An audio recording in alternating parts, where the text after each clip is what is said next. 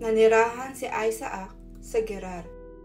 Dumating ang tagutom sa lugar na tinitirhan ni Isaac. Bukod pa ito sa tagutom na nangyari noong panahon ni Abraham. Kaya pumunta si Isaac kay Abimelech na hari ng mga Pilisteo sa Gerar. Nagpakita sa kanya ang Panginoon at sinabi, "Huwag kang pupunta sa Ehipto. Manatili ka sa lugar na ituturo ko sa iyo. Dito ka lang muna manirahan dahil sasamahan kita at pagpapalain. Ibibigay ko sa iyo at sa mga lahi mo ang lahat ng lupaing ito. Tutuparin ko ang ipinangako ko sa iyong amang si Abraham. Pararamihin ko ang mga lahi mo na kasindami ng mga bituin sa langit at ibibigay ko sa kanila ang lahat ng lupaing ito. At sa pamamagitan nila, pagpapalain ko ang lahat ng tao sa mundo. Gagawin ko ito dahil sumunod si Abraham sa akin. Tinupad niya ang lahat ng aking kautusan at katuruan. Kaya roon nanirahan si Isaac sa Gerar." Kapag may nagtatanong kay Isaac na taga Gerar tungkol sa kanyang asawa, sinasabi niyang kapatid niya si Rebecca.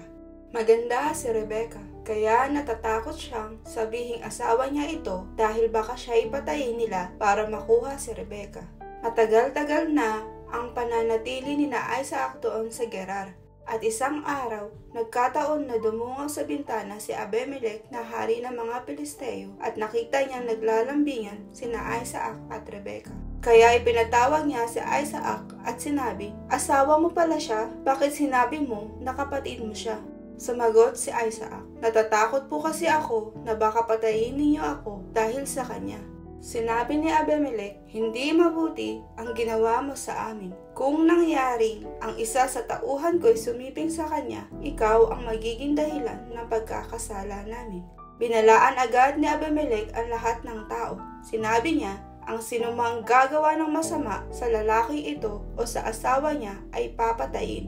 Nang taon ding iyon, nagtanim si Isaac sa lugar na iyon at masaganang-masagana ang kanyang ani dahil pinagpala siya ng Panginoon. Nagpatuloy ang pag-unlad niya hanggang sa yumaman siya ng husto. Nainggit sa kanya ang mga Pilisteo dahil marami na ang kanyang tupa, kambing, baka at alipin. Sa inggit nila kay Isaac, tinabunan nila ng lupa ang mga balon na hinukay noon ng mga alipin ng ama niyang si Abraham. Ngayon, sinabi ni Abimelech kay Isaac, "Umalis ka na rito dahil mas makapangyarihan ka na kaysa sa amin." Kaya umalis si Isaac at nagpatayo ng tolda niya sa lambak ng Gerar at doon na nanirahan. Ipinahukay niyang muli ang mga balon ng ama niyang si Abraham dahil tinabunan nito ng mga Pilisteo nang mamatay si Abraham. Pinangalanan ni Isaac ang mga balon ng dati ring pangalan na ibinigay noon ni Abraham. Doon sa lambak, naghukay ng bagong balon ang mga alipin ni Isaac at nakatagpo sila ng bukal. Pero nakipagtalo ang mga pastol na taga-Gerar at mga pastol ni Isaac na kanila raw ang balon na iyon. Kaya pinangalanan ni Isaac ang balon na Esek dahil nakipagtalo ang mga taga-Gerar sa kanya. Muling naghukay ang mga alipin ni Isaac ng ibang balon pero pinag-awayan din nila ito ng mga taga-Gerar. Kaya pinangalanan ni Isaac ang balon na Sitna. Umalis si Isaac doon at muling naghukay ng panibagong balon. Hindi na nila ito pinag-awayan kaya pinangalanan nito ni Isaac na Rehoboth sapagkat sinabi niya, "Ngayon binigyan tayo ng Panginoon ng malawak na lugar para lalo pa tayong dumami sa lugar na ito." Hindi nagtagal, umalis si Isaac sa lugar na iyon at pumunta sa Beersheba.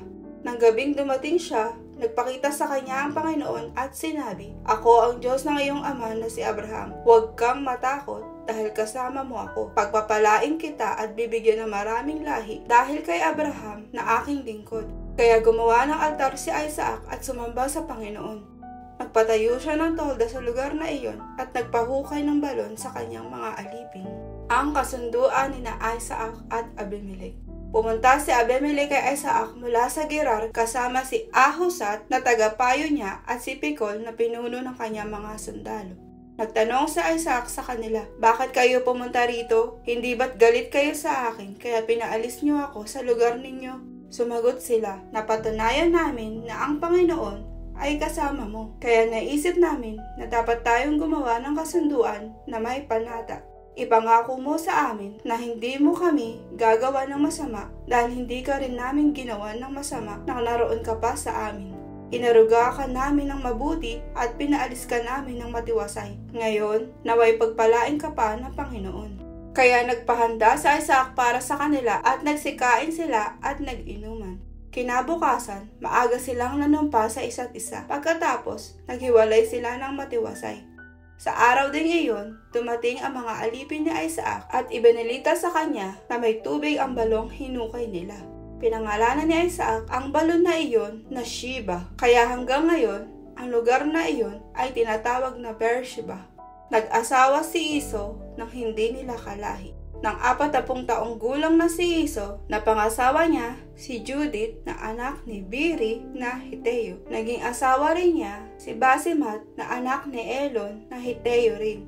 Ang dalawang babaeng ito ay nagbigay ng kalungkutan kina Isaac at Rebecca.